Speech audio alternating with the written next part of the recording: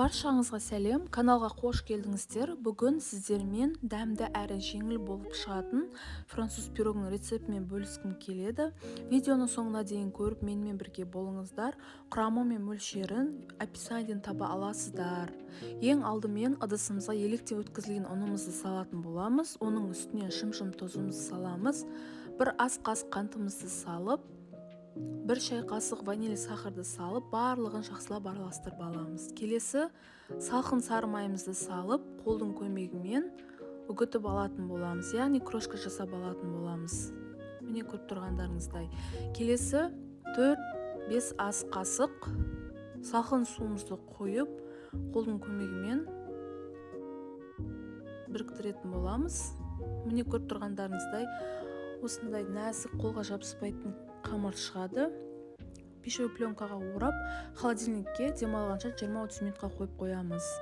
Міне біздің қамырларымыз дайын. 2 бөлікке бөліп алдым. 2 түрлі начинкамен жасайтын боламын. Ең бірінші қамырымызды кішкене ұн сеуіп, оқтаудың көмегімен өзіме қажетті формада жайып алдым.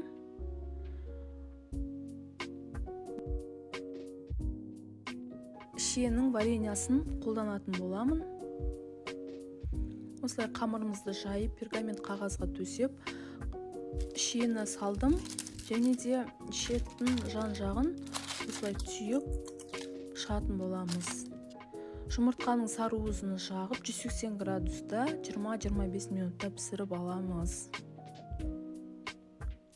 Келесі екінші қамырымызға кірісеміз. Кішкене ұн сеуіп, оқтаудың көмегімен осылай жайып шығамыз. Бұл жерде начинкаға мен алманы пайдаланамын. Алмамызды тазалап жуып, өзімізге қажетті пішіндерге бөліп аламыз. Міне көріп тұрғандарыңыздай, өз қалауларыңыз бойынша бөлсеңіздер де болады. 2 ас қасық қантымызды салып, жақсылап араластырып алдым. Соң үстіне 1 шай қасық корица қостым. Сіздер ұнатпасаңыздар, қоспасаңыздар болады. Келесі қамырымызды пергамент қағазымызға жайып, осылай алмаларымызды ортасына сәндеп қойып шығатын боламыз. Жан-жағын түйіп,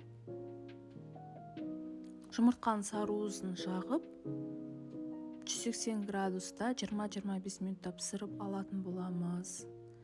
Міне біздің бірінші жасаған пирогымыз дайын. Дәмі өте керемет болып шығып тұр. Келесі алмамен жасалған пирогымыз дайын. Дайындалуы да оңай, жасап көріңіздер. Видео рецепт ұнаса, каналға тіркеліп, лайк басуды ұмытпаңыздар. Рахмет.